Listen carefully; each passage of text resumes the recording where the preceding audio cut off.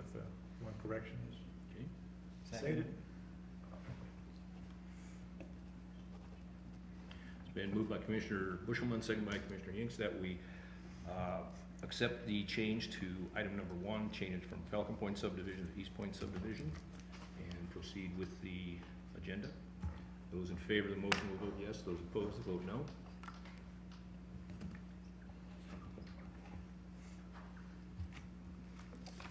And the motion carries unanimously.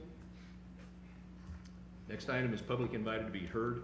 If there is someone in the audience who has an item that they wish to present to the commission that is not on tonight's agenda, now is the time to do so. And seeing there be none, we'll keep moving.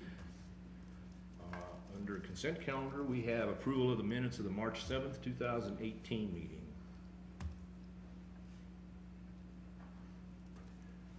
We would entertain a motion on that, Minutes. on the minutes. I move that we accept the minutes as presented for last meeting. Second. It's been moved by Commissioner Bushelman, second by Commissioner Dennison, that we approve the minutes of the March 7th, 2018 meeting as presented. Those in favor of the motion will vote yes. Those opposed, vote no. Motion carries unanimously. Moving into the board action items. First item is a site plan presentation to East Point subdivision, second filing. Melissa, you have the floor.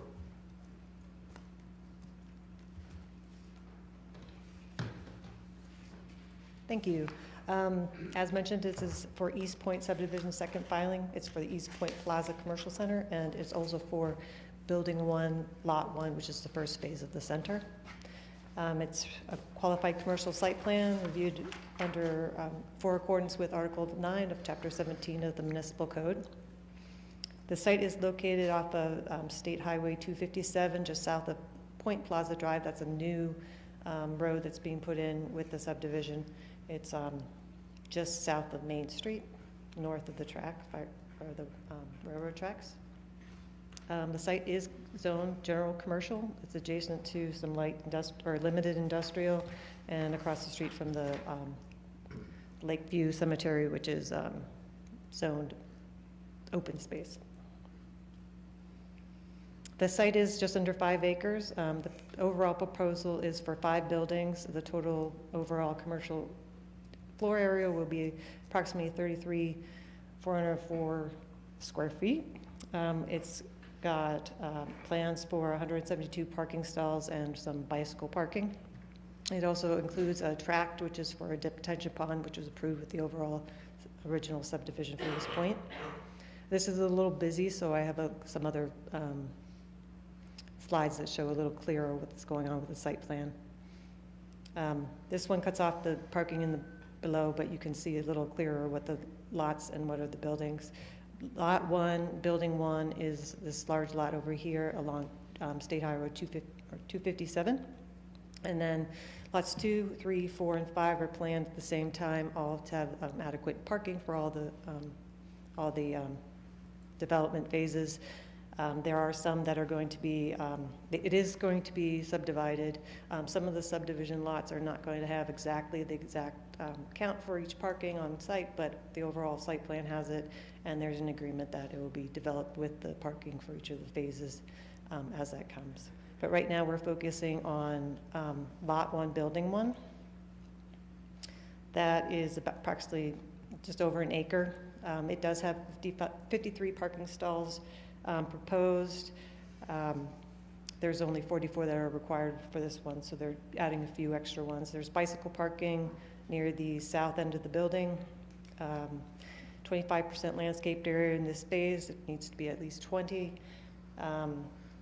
The building has a patio area. It's proposed for a restaurant, and then it also has a drive-through for a liquor store on the north end. Also in phase 1 will be the access drive that comes through into the lot, and then some of the parking off-site. So phase 1 is outlined by the blue, but lot 1 is technically in the red. And this is just a little closer up picture of the lot 1 area. We also have a landscape plan, and overall, again, that landscape plan meets the landscape standards. Some of them may be a little off-site compared to the minor subdivision, but overall, the landscaping meets the landscape standards. Here are the building elevations. Building 1, it's about 9,000 square feet. It will have 4 tenants. Right now, there's a Doug's Day Diner on the south end and a Corner Liquor on the north end. It is a combination of stucco and brick veneer. It also has some awnings. You can see one awning type across here, and then another type you can see when I turn it to the other side, but it's over a different kind of canopy. It's about 25 feet in height. Again, flat roof and varied roof line. The rooftop units will be screened by the parapet. So this is going to be the view from 257. There is landscaping in front of it, but just for building elevation's sake, this is this style. And then on the east elevation and the north and south elevations, you can see the different canopy and the metal awnings and the treatment between the brick and the stucco. And here's another perspective of what the unit's going to look like, including the bicycle parking and the patio here. So this is for your information, but if you have any comments or any suggestions you'd like to supply staff, would be appreciated. Okay. It's a good-looking building. It looks really good. That'll really add to the area. So hats off to Mr. Ruff for staying with the project. It's been a long time coming.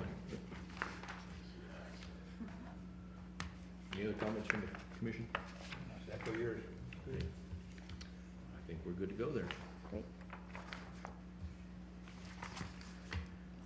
Okay, moving on to the next item, which is a site plan presentation for Water Valley South 25th filing.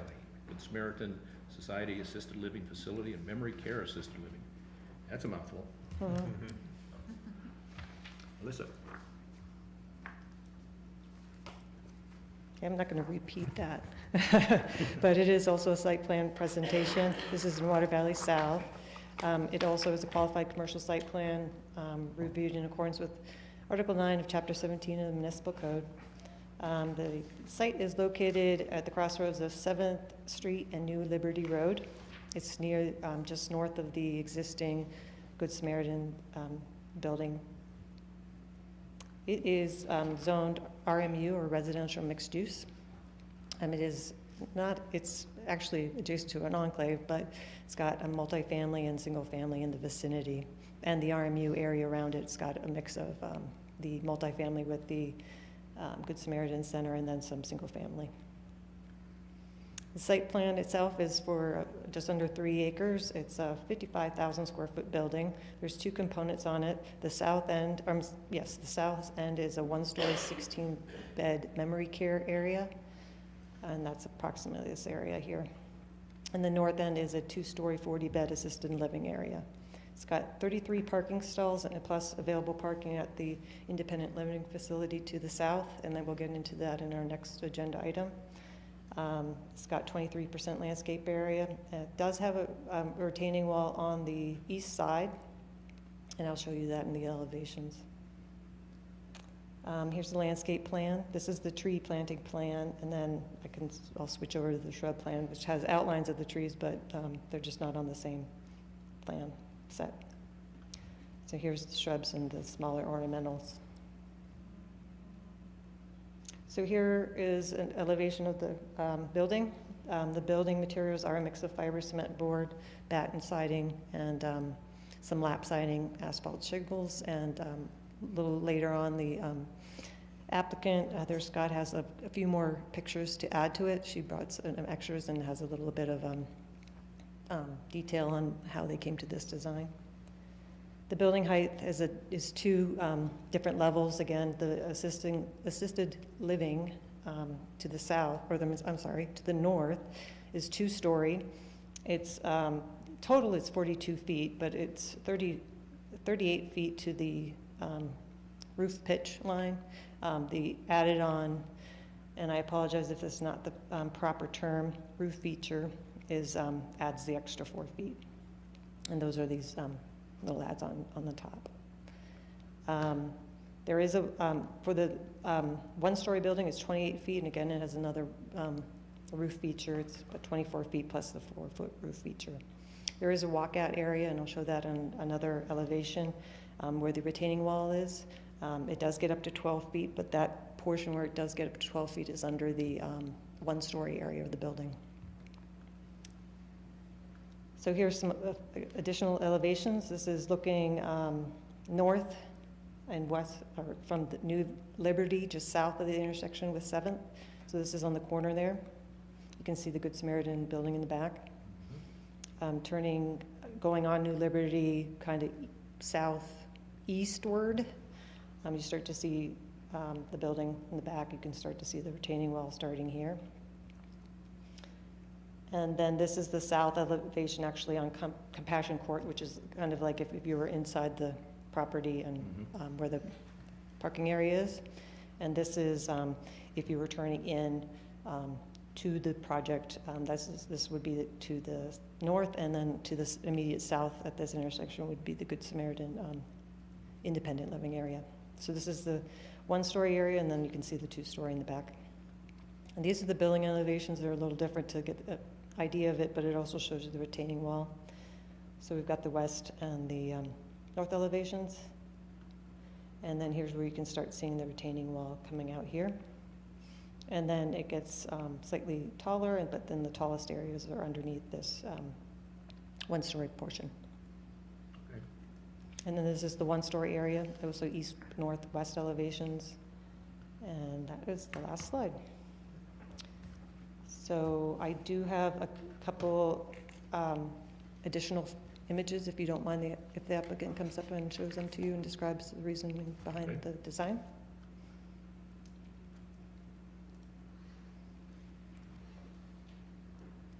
Okay. Try to get this a little bigger.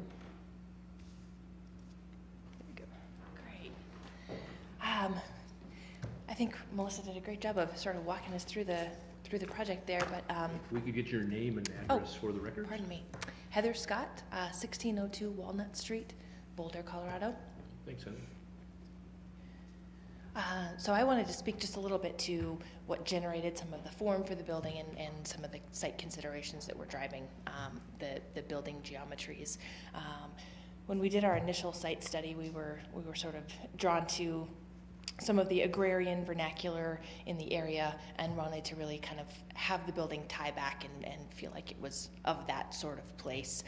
It was also really important to us that this facility felt as residential and as in scale and experience as possible. That's an important factor in designing for this population. And so what we ultimately came to was sort of a design that was using some of the vernacular that we found in the area around us, and we've sort of designed towards a sort of modern farmhouse feel. So some of these roof elements you'll see mirrored in the building itself. Oh, just scroll, okay. So one of the challenges that we dealt with on this site was that really every facade was the front facade of the building, and we really wanted to be sensitive to screening as much of our mechanical equipment and all of the related sort of quote-unquote back-of-house stuff that you would generally try and hide somewhere. We didn't really have anywhere to hide that, and so bringing in these rooftop elements, sort of tying back to the language of some of those grain elevators that we showed in the precedent slides, what we've done here is we're housing one of our mechanical air handling units in the attic space in this larger sort of dovecote element up here. The other two elements that you see here, we're using those to route all of our plumbing and mechanical ventilation up through those. We're trying to keep the roof as clean as possible since we don't really have a back side of it to hide any of that. I like that. I'm wanting to be as sensitive to the residents on the east side of us as well as people driving by on 7th as we possibly could. So that's sort of what's driving some of this, the expression in the roof architecture here. You can see we've done something similar on the memory care side. Might be a little easier to see here. And what we're doing with these two elements, again, since we really don't have an area on the interior of the building to open up natural light, what we've done here is kind of mirror what's happening on the roof structure of the assisted living portion of the building with 2 popped up light monitors. So we're bringing in natural light into the core. We've got resident rooms sort of ringing the perimeter of the building, and that was the way that we were bringing natural light into the building. So that's what's happening there. And again, just trying to tie as much as we could into a sort of residential feeling in the expression of the exterior architecture as we could, while sort of keeping the architectural gestures as simple as we could to react to sort of the odd geometry of the site. I like that, that's a nice touch. Thank Where you. you can, hide a lot of the mechanical equipment, stuff like that, so Yeah. something different. Any other comments from the commission? Okay. All right.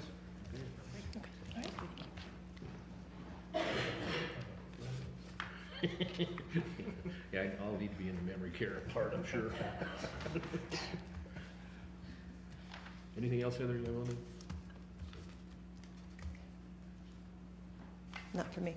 Okay. Since we did not have a recommendation on that one, we'll move to the next item. Our next item is a determination of off-street parking requirements in accordance with section 1610-307 of the municipal code for Water Valley South 25th filing. Melissa? Yes, so this is the same site we just saw, Good Samaritan site at 17th and New Liberty Road. The applicant has requested that the planning commission make a determination for the parking on the site. It falls under uses not enumerated, and in that case, the planning commission will determine appropriate application of parking requirements to the specific situation. So again, the site is New Liberty and 7th.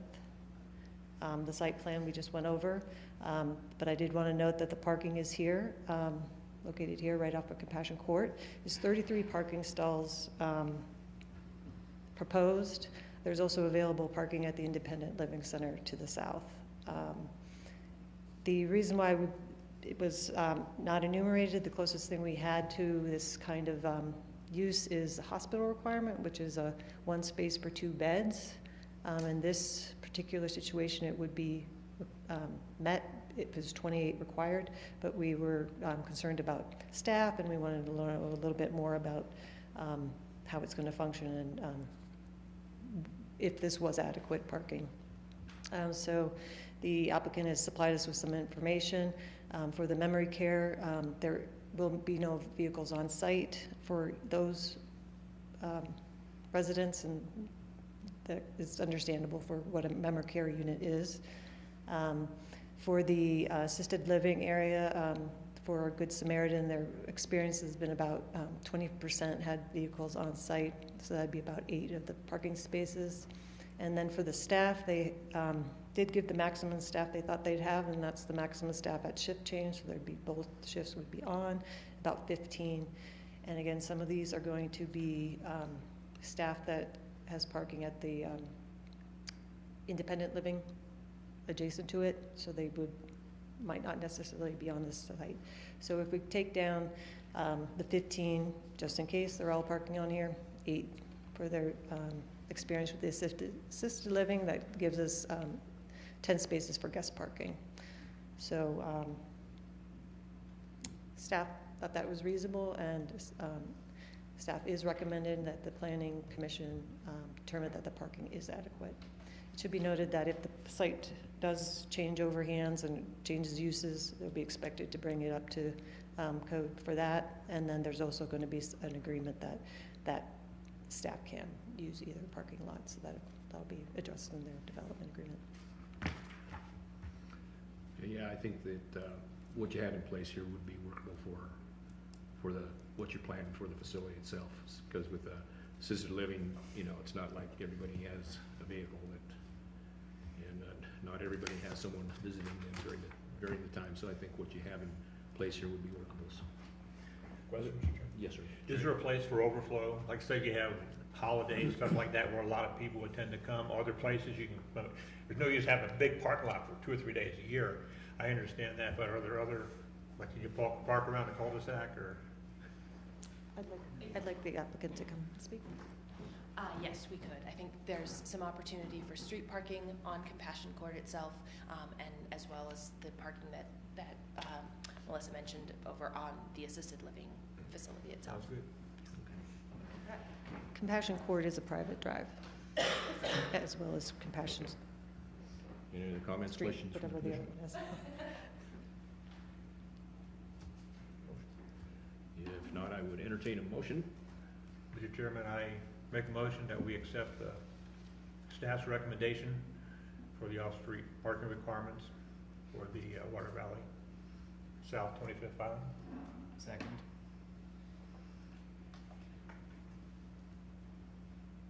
It's been moved by Commissioner Bushelman, second by Commissioner Foreman, that we accept the justification and recommendation from planning staff that determines that the parking that is proposed is adequate. Those in favor of the motion will vote yes, those opposed vote no. And the motion carries unanimously. Okay. Moving on to the next item. Scott, you have a presentation, a short novel presentation here for 2017 roadway improvement plan. Yeah, thank you, Mr. Chair, Planning Commission. I've just got a few of the exhibits from the packet that I'll put on the screen. The first one, and Do you actually need the I'll whole just, packet? I'm sorry? Do you need the whole packet? No, that's all right. As we discussed at the last meeting, this is just a brief overview of the roadway improvement plan. As some of you will remember, last year we had a kickoff meeting in January, and after the consultant did the original research and got the updated traffic counts, we had a couple of work sessions, joint work sessions with Planning Commission and Town Board, one with the stakeholders, the development community, and eventually the Town Board approved the updated roadway improvement plan September of last year. The town's first roadway improvement plan was adopted back in '01, and it was subsequently updated in 2007 by the same consulting team that we've had each time. And this graphic that I'm showing you is the traffic counts and forecasts map that's within the packet and within the roadway plan itself. But you can see by the numbers on the top, each of the top numbers reflects the traffic counts today, and the bottom number reflects the forecast for 2040. And so just to take a couple of things out of the plan and point out, Windsor's population is expected to more than double between 2015 and 2040 to over 60,000 people. So we expect that this year we will issue the building permit sometime this summer that will push us over 30,000. So we're halfway there already. And as the plan points out, the total vehicle miles of travel in Windsor's road system is forecast to increase from what it was in 2015, was just under 500,000 or 500,000, to over 1.3 million in 2040. So, and as I'm sure you've all seen for yourselves, and what we've seen in the community surveys, is that traffic is becoming a bigger and bigger concern as we grow, and at the record pace that we've been issuing building permits the last couple of years, it's becoming a bigger topic of discussion. But based on the research and analysis, you won't be able to see this entire exhibit, but if you zoom in on it in your packet at home, if you want to, the existing columns, let me see if I can,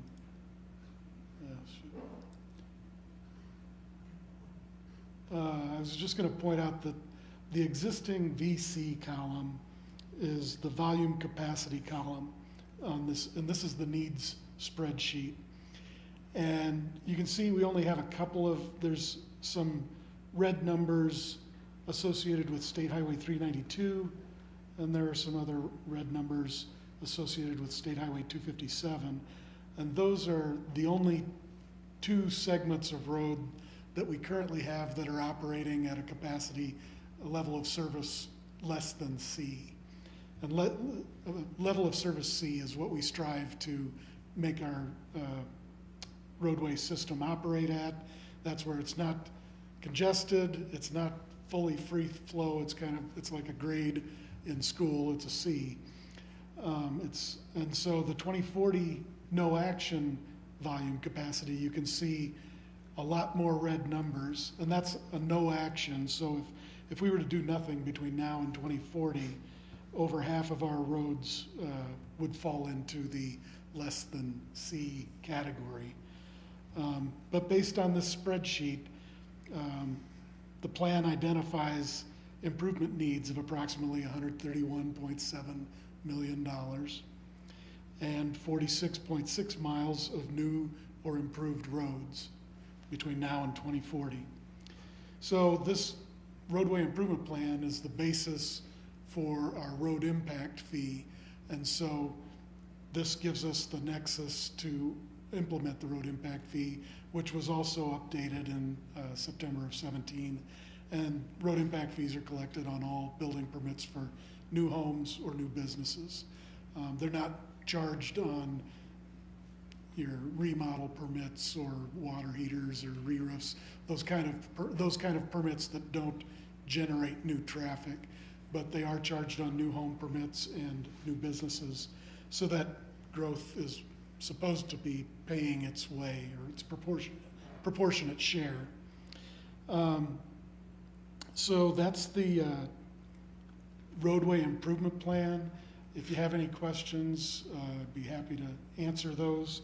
But then I thought I'd also provide an update. What we recently discussed with town board.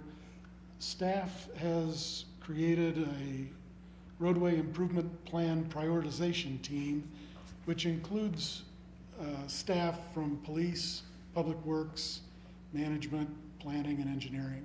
So whereas the capital improvements program is generally engineering centric and planning, this also involves staff that are out in the field and are responding to issues, and also just, I guess, staff that are out there witnessing where some of the pinch points are in our road network.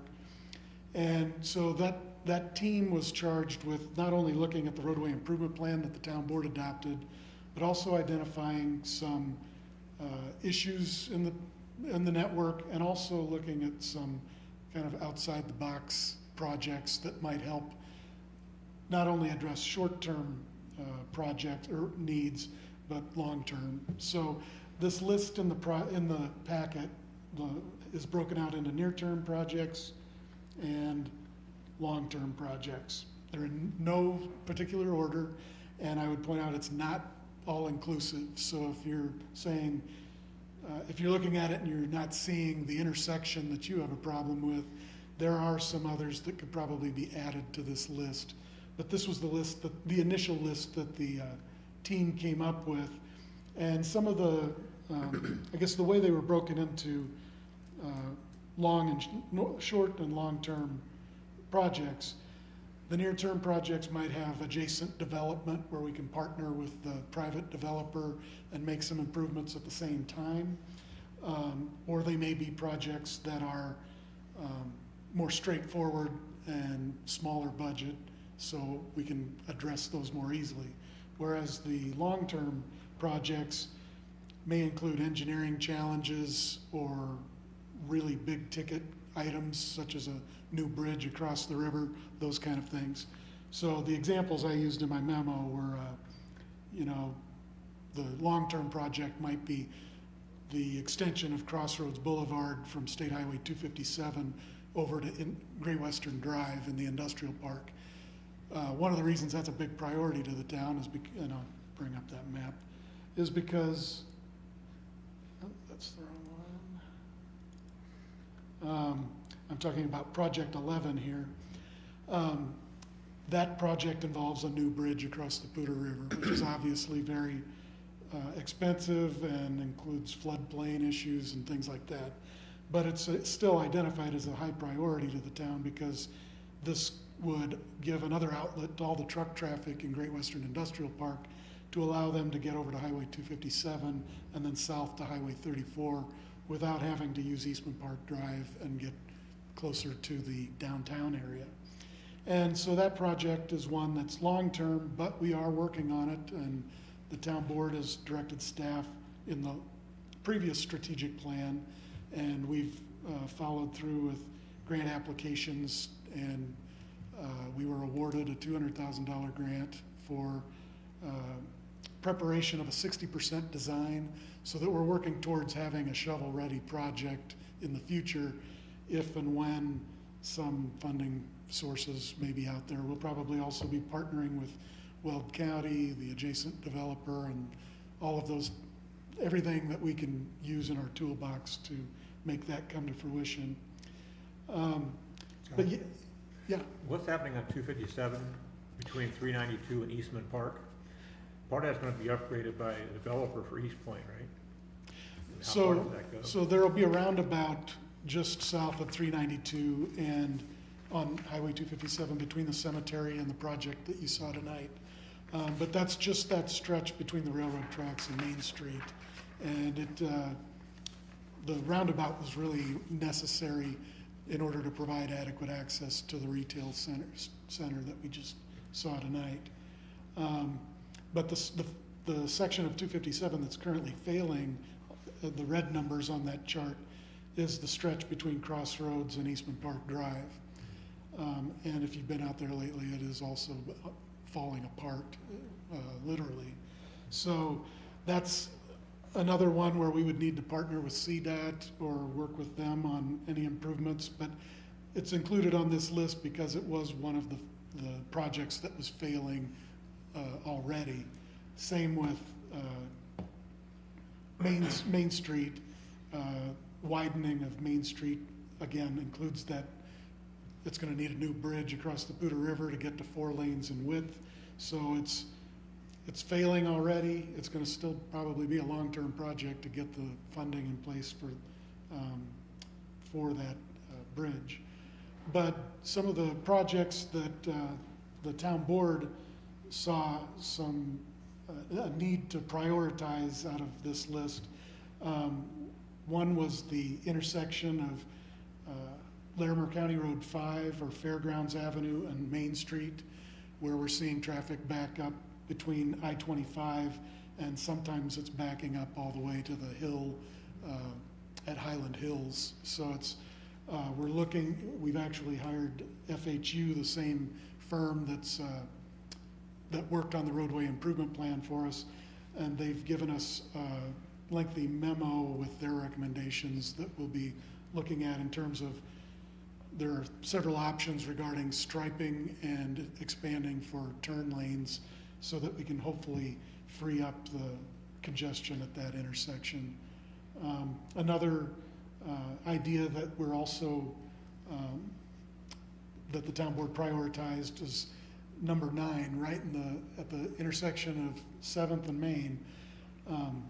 This project is something that engineering took to heart when we said think outside the box, and they're looking at a double left-hand turn, both northbound and southbound, which would probably require some additional right-of-way acquisition from the convenience store on the corner, but to allow double left-hand turns and to get the traffic moving through there is something that I think, this being a really high visibility intersection that just about every Windsorite travels through, would probably be a good. Yeah, I try to stay away from it. Yeah, it's a project that maybe it's in our short-term list because it's maybe a smaller budget with just reconfiguring lanes and things. And then the other one that in addition to those two and Crossroads, the town board also had us take a closer look at the widening of Crossroads Boulevard from the new roundabout at Raindance West as you get closer to I-25. So thinking back to that first map that I showed you, if you look at all those traffic volumes, as you get closer to I-25, they all obviously get heavier because all the traffic is generally moving towards the west and to get onto I-25. So when the town and the rain dance developer both widened Crossroads Boulevard to 4 lanes from 7th Street over to the new roundabout, now we have that pinch point is, as we get the heavier traffic funneled towards I-25, we're gonna be taking a look at that as well. Now, this may be something, the stretch number 2 is something that we maybe are able to partner with the developer of rain dance to get that accomplished sooner rather than later. And then the stretch number 1 here is actually not in town yet. We actually maintain that stretch of road, but it's still Larimer County owned. So we would probably be working with Larimer County in a partnership on that stretch. And then as you get further, number 12 is actually in Loveland. And so I believe that one may take care of itself with Loveland and their plans. They've got some extensive plans between Fairgrounds Avenue and the east side of Walmart Distribution Center, County Road 3 there. So they've actually got a couple of roundabouts planned in that area. I don't know where it is in Loveland's budget, but some other traffic control probably at Highland Meadows Parkway and those areas. So anyway, that's just a real quick, brief overview of what that group put together as just another tool when the town board's budgeting for the capital improvement program, keeping in mind some of these projects. And with that, I wanted to just, one other update that we provided the town board was the activities in Harmony Road right now. The town of Severance is actually spearheading a Harmony Road working group to look at Harmony Road from I-25 to Highway 85. So they've got Eaton, Weld County, the MPO, Windsor, Timnath, all looking at our respective sections of Harmony Road, and they're going to put together an access control plan. It probably won't have much impact on Windsor's 2-mile stretch since we've already got a pretty good handle on where our access points are going to be. It's probably going to focus more on the Severance-Eaton stretch, but just to show you what staff is working on and what we know is going on in the corridor. Starting at the west end, Timnath is planning a traffic signal at County Line Road and Harmony Road yet this year. They'll be working with our engineers on the design of the traffic signal. And as timing has it, you'll recall you've seen the Ridge at Harmony Road second filing, which is the southwest quarter section of that section. And with that development, we're designing the half-mile from County Line Road to the half-mile to be a 4-lane section with a landscape median, essentially to match what you see in Timnath further to the west. The Ridge at Harmony Road third filing is just starting the review process, and you haven't seen it yet, but that will take the other half-mile to County Road 15, and that again will be the 4-lane cross section. Yes. You got idea what Timnath's plans are to go from where it's currently 4-lane to County Road 13? They had plans to do that section either the year before last or last year, but with the failure of the raising the sales tax that they proposed, their budget didn't allow for that to go forward as quickly as they would have liked. But I assume that that's still in their plans, and I don't know the time frame for it. But yeah, that'll be a pinch point that'll need to be addressed. Especially that'll be getting a lot of the traffic from Ridge. Right, right. And Timnath developments to the north of that, the Wild Wing and other developments. But so in these particular 2 half-mile stretches, staff is also working with the property owners on the south side of the of Harmony Road to acquire additional right-of-way, because they're not developing at this time, but we do need the additional right-of-way to expand the road at this time. So they're working with us to get that dedicated. And then you'll recall we recently approved the Swanson annexation, which acquired this, or which annexed this out parcel surrounded by the Rocky Mountain Sports Park proposal, and it also took in the Harmony Road right-of-way as it exists today for this mile, the other mile stretch that Windsor has. And we expect that with the sports park plans, we'll be working on their access points and some interim improvements, and eventually getting that stretch widened to 4 lanes, similar to the Timnath section as well. So we've got a pretty good handle on our 2-mile stretch of Harmony Road. I think some of it's probably going to be under construction this year, and as you move further east, it's in the design phases and planning phases. So, It's currently on schedule. I'm sorry? The sports park is still currently on schedule, or is it? You know, we're still working to try and meet their schedule. There's, I believe, we haven't seen anything formally resubmitted recently, so I think it's been in their part to get some comments addressed and bring them back to us. But yes, we are trying to stay on their schedule. Is the rest of Swanson going to be annexed eventually? The Swanson annexation was just this small portion. This is under different ownership. There's the homestead estate lots in Weld County in this location, and then I believe this is another farm that's owned by someone else. So it's in our growth management area, and when they propose to develop, we would recommend that they annex, and they would need to access our sewer line that we're actively pursuing to the property. So with that, that's Harmony Road wasn't one of the priorities on the other list, but as you can see, we've got a lot going on up there to try to get that improved soon as well. So with that, They put a lot of work in that study. That's a good piece of information to utilize. So. yeah, and it's also good information for our economic development team, and to show the growth is here. Yeah. So. Discussion about a potential bypass for truck traffic, even Yeah. out downtown. Has that right away been reserved, or is it? The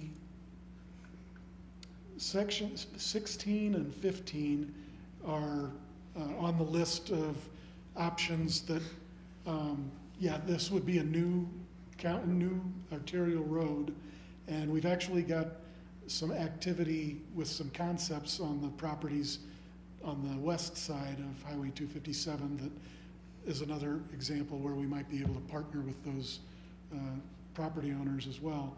But these were added to the list because this new road, if it were to be built, would obviously provide an opportunity to bypass downtown.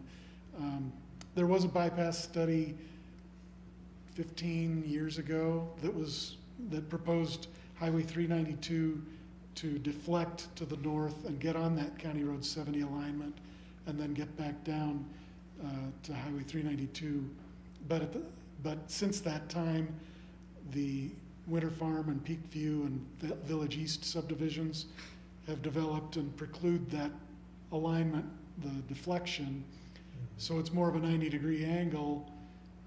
And there were also challenges with the railroad and the floodplain and the floodway on the west side. It of may it. not be bad because you want to dissuade the non-trucks from taking that route. Right, You want to keep our downtown going, so that right. could be a blessing in disguise. Yeah, one of the, as Mr. Bennett can tell you, one of the options that the town board also looked at was possibly making County Road 19, bringing it up to State Highway 257 standards, and rerouting Highway 257 to go up to Harmony Road, and then making the existing 257 just a town road. It would be a big undertaking. We'd have to bring that road up to county or to state standards. We'd have to work with Weld County and Severance as well.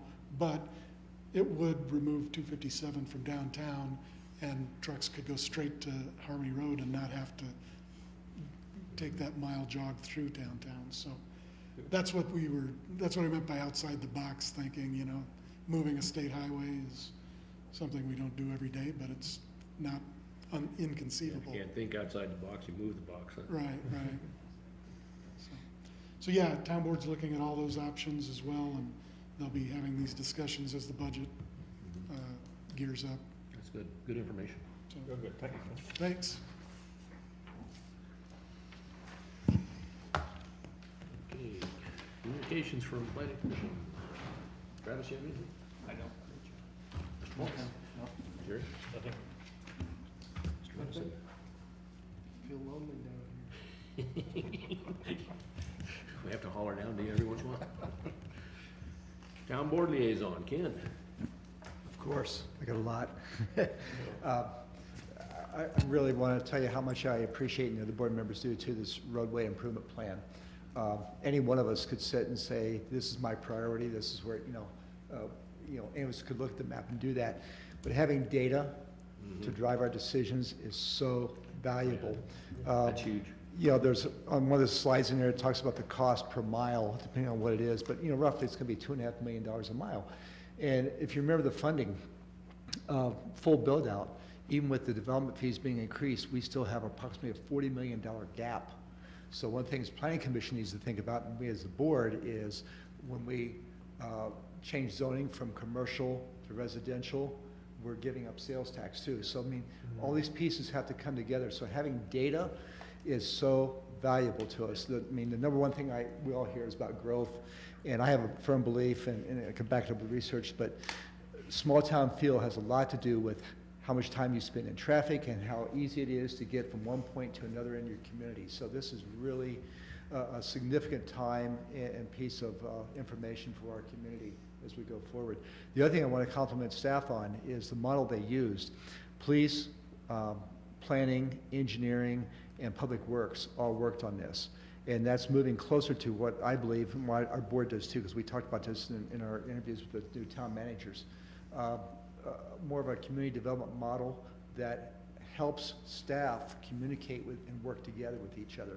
Because you can't just do any of these projects in isolation. Right. Left hand needs to know right hand. So the way they went about it, the data, I just can't go on enough about how valuable this is, and prioritization and the board being able to work together on this. So really, really excited. And your role, I think, is to help us too look at this and say, yeah, with what you know is coming and the costs, we're looking for you to give us advice on these type of things too, which is my next point. Mid-May, or late May, the town board with staff and with our new town manager will be sitting down looking at or developing our next strategic plan. Typically, there have been 2 years. We're going to look at a 2-year and a 5-year section, because some of these projects you can't do overnight. So I'm inviting everybody I meet on the street, everybody, whatever your style is, formally or informally, to give me advice on what you would like to see our community accomplish in the next 2 to 5 years. Really a great opportunity with a new board, new town manager, the type of staff we have and the data we have. So let's make us a better place that everybody wants to be in 20 years from now too. So appreciate it. And along those lines, I think we may want to schedule a work session to look at the implementation strategies that we adopted in the comp plan, and those might be good things that Planning Commission could recommend to town board. Yes. Good. That's all, sir. Anything else, Ken? No, thank you. Okay. Communication from staff. Carlin, you have anything? Yes, I just wanted to mention to the commission, recently there was an article in Windsor Now about the Windsor Housing Authority pursuing the Shire Park fourth filing, which you all approved for townhomes last fall.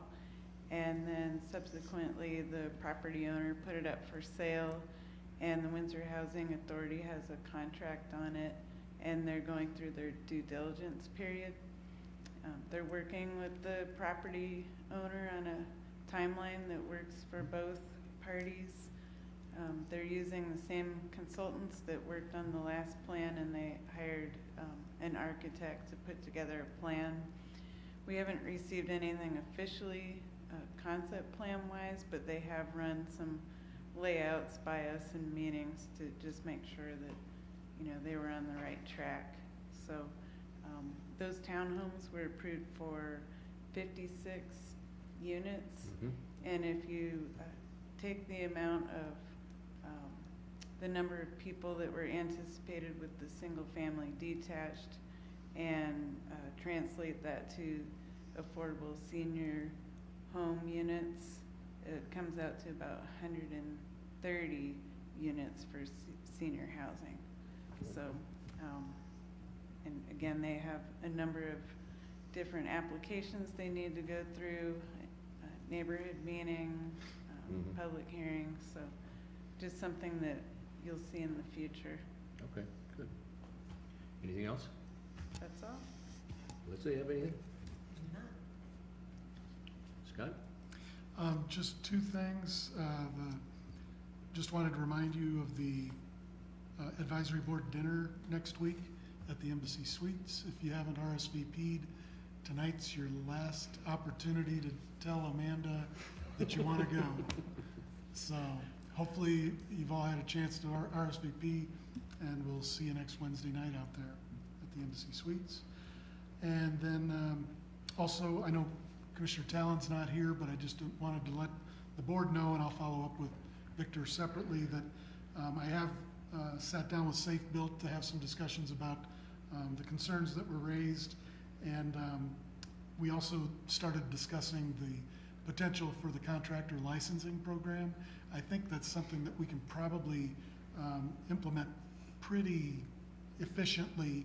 It's something that obviously we'll have to schedule a town board and planning commission joint work session to talk about what it entails. But I think we can do it from a standpoint of reciprocal, if someone's got a contractor's license in Loveland or Fort Collins, or if they've got the ICE, International Code Council certification, we can honor those and not have our own testing or anything like that. And then I think if we just assign a nominal fee just to recoup administrative costs, it's something that is very doable. It's just, we need to have the work session with Planning Commission and Town Board to make sure that that's the direction that everybody wants us to go. In the past, I think it's been discussed a couple of times over the years, and maybe it was viewed a little bit as one more requirement placed on contractors or business, and so it was never came to fruition. However, if we make it as easy and efficient as possible, I think now there are so many other communities, all of our neighbors are requiring it, that I don't think it would be that burdensome for us to do the same. And quite frankly, Windsor, we've been pretty lucky over the years in terms of having pretty high quality builders. There's only been a handful of instances where I think we would have looked at rescinding a license for a builder where they've had issues. But That's good. the other item that Mr. Talon asked for was the